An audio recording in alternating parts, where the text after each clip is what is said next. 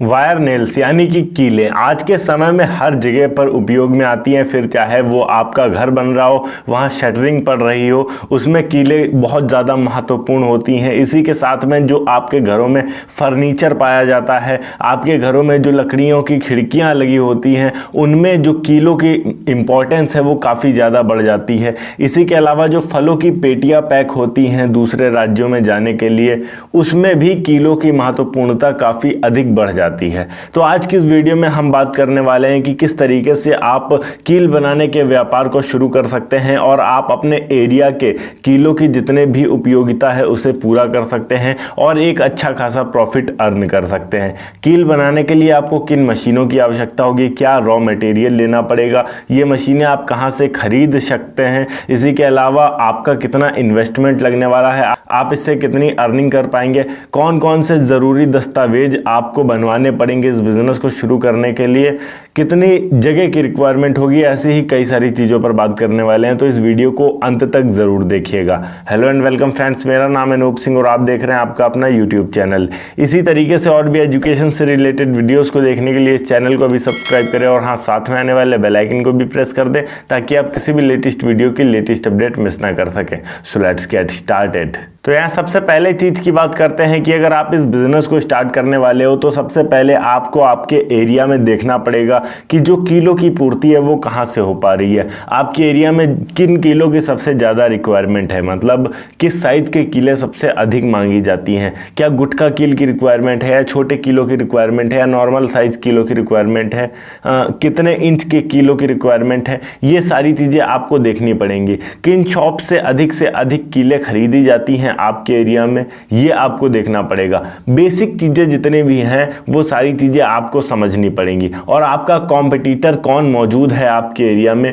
ये भी आपको जानना पड़ेगा। तो इस बिज़नेस को शुरू करने से पहले ये कुछ ज़रूरी चीज़ें हैं जिनके बारे में आपको नॉलेज होनी चाहिए। चलिए अभी बात करते हैं कि कितने स्पेस की रिक्वायरमेंट होगी अगर हम इसे शुरू करते हैं। तो इसे आप नॉर्मली कहीं पर भी शुरू कर सकते हैं।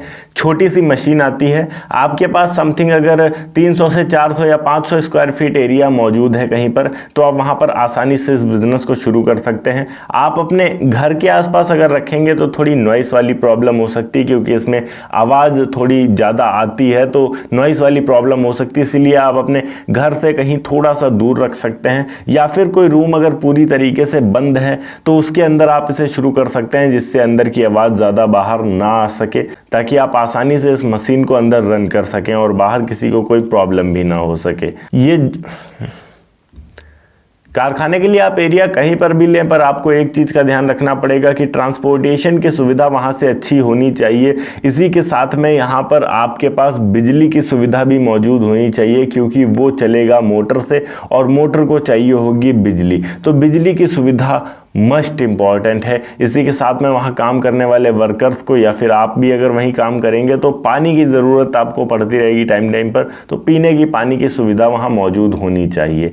आप एक छोटा ऑफिस भी ले सकते हैं उस कारखाने से बाहर, मार्केट में कहीं देख कर। आपको कारखाना अलग रखना है और आपका ऑफिस अलग रखना है, जहाँ पर आप कील के कुछ सैंपल्स लेकर बैठेंगे। कस्टमर्स को अगर माल चाहिए होगा तो पहले वो आपके कीलों का सैंपल देखेंगे, उसके बाद वो आपको ऑर्डर देंगे। इस बिजनेस को अगर हम स्टार्ट करते हैं तो कौन कौन से लाइसेंसेस की ज़रूरत पड़ने वाली है इसकी बात करते हैं। तो सबसे पहले तो आपको अपने नगर निगम, अपने प्राधिकरण से ट्रेड लाइसेंस लेना पड़ेगा। इसी के अलावा प्रोप्राइटरशिप के तहत आपको अपने बिजनेस को रजिस्टर भी करवाना पड़ेगा और साथ ही आपको जीएसटी नंबर ले लेना है, जिससे आप पक्का बिल किसी को भी दे सके बिना किसी समस्या के। इतने डॉक्यूमेंट्स अगर आप रेडी कर लेते हैं तो आपका बिजनेस पूरी तरीके से लीगली चल सकता है और आपको कोई भी समस्या नहीं होने वाली है। चलिए अभी हम बात करते हैं कि कौन कौन सी मशीनों की रिक्वायरमेंट होगी अगर हम इस बिजनेस को स्टार्ट करते हैं और क्या रॉ मटेरियल हमें लेना पड़ेगा इस बिजनेस के लिए। तो सबसे पहले तो आप 2.5 HP, 3 HP, 5 HP या जितने HP वाले मोटर का आप मशीन लेना चाहें, वायर नेल मेकिंग मशीन आपको लेनी है। जिस हिसाब से आपका बजट है उस हिसाब से आप ले सकते हैं। जितने ज़्यादा HP के लेंगे उसकी क्षमता उतनी ज़्यादा बढ़ जाएगी। साथ ही स्पूल वायर स्टैंड आपको लेना पड़ेगा, क्योंकि जो रॉ मटेरियल होगा, आपका तार होगा, मशीन में जाने से पहले इसी में लपेटा हुआ रहेगा और धीरे धीरे मशीन उसको अपनी तरफ खींचेगी। तो ये होना बहुत ज़्यादा इम्पॉर्टेंट है आपके पास। इसी के अलावा पॉलिशिंग ड्रम बैरल आपको लेना पड़ेगा। जितनी भी आपके कीले निकल कर आएंगे उनमें पॉलिश करने के लिए ये काफ़ी ज़्यादा महत्वपूर्ण है। इससे आपके जो कीले होंगे वो पॉलिश होंगी ताकि उनकी जो सेल होने के चांसेस हैं वो और ज़्यादा बढ़ें और वो अच्छी और नई दिखें।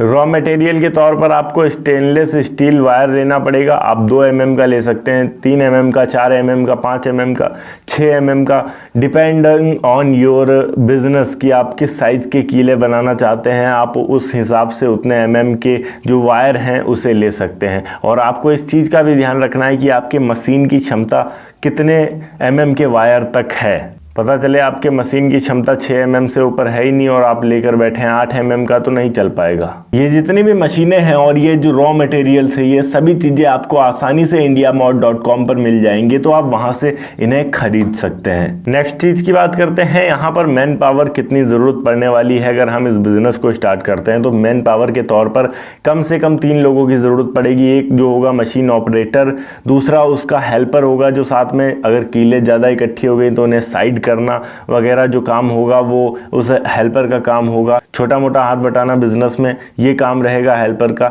इसी के अलावा एक बंदा सेल्समैन के तौर पर होना चाहिए कि जितने भी शॉप्स हैं हमें उन्हें टारगेट करना है अपने प्रोडक्ट को बेचने के लिए, तो उन तक जाना पड़ेगा। उन्हें बताना पड़ेगा कि हम नेल्स का मैन्युफैक्चरिंग कर रहे हैं, अगर आपको प्रोडक्ट चाहिए तो आप हमसे खरीद सकते हैं। तो एक बंदा इसके लिए होना चाहिए। साथ ही एक बंदा ऑफिस में भी रह सकता है। तो 3 से 4 लोगों की ज़रूरत पड़ने वाली है अगर आप इस बिज़नेस को स्टार्ट करते हैं तो।